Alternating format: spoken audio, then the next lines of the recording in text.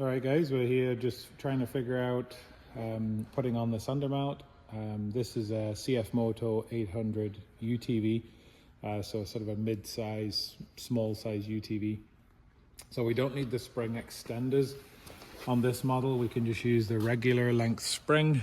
We've got enough adjustments width-wise and things in this bracket to this bracket, and enough adjustments all around the top there to give us width adjustment that we may or may not need for some smaller differences.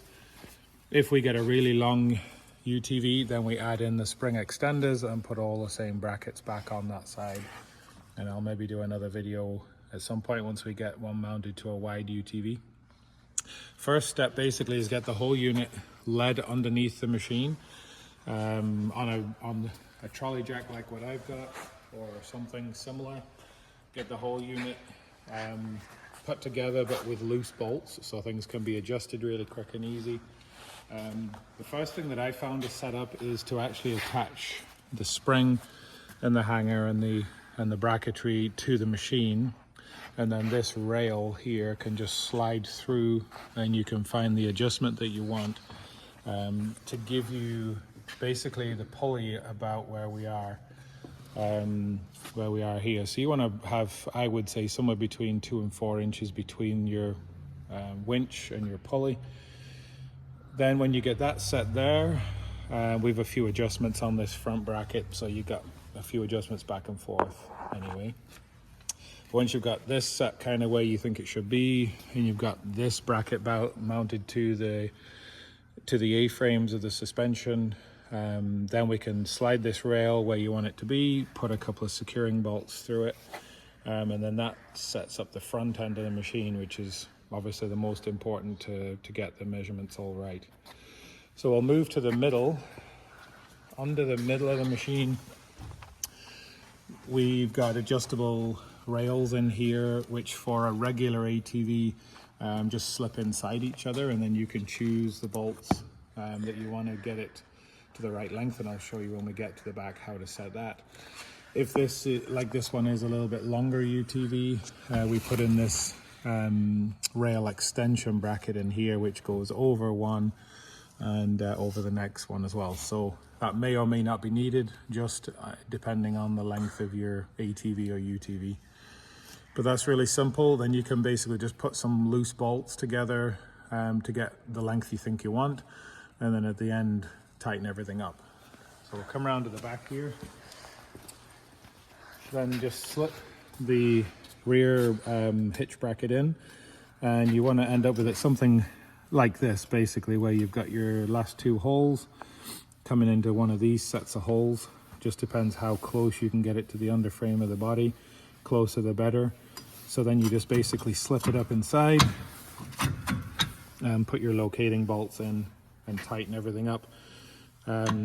Keep it fairly, snug these up pretty good, because any load that's transferred through the unit is going to be pounding on the back of here. So a good pin, tighten everything up good and solid.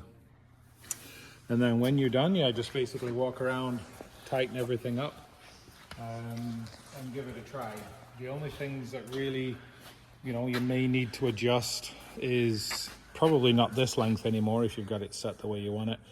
But, pulley height, you want to have the pulley somewhat in line with the cable, maybe a little bit above, if anything, so the cable's coming down. This bracket here is adjustable up and down on the main frame and on the arms here. Reason being is we found that with pushing a blade, for example, we put it down in the lowest setting, kept everything running really straight. With the blower, when you're carrying a lot of weight, we lifted this bracket up, had the bolt up a couple of holes, which then allowed for it to carry a lot more weight and the unit to sag a little bit. Rest of it's really straightforward. This also has some adjustments, as you can tell in here, but this is more or less, I would say, where you want to be set up. You want the cable, like I said, running, if anything, up a little bit, but then fairly straight down, and you'll be able to play with that to get it the way you want it. Give it all a try, lift it up and down a few times, and then when you're happy with it, just go around and tighten everything up. The mounting pads, basically, there is 2 sizes available. These are the smaller ones. A lot of them we're shipping out with the bigger ones on, just so you can handle a bigger wishbone.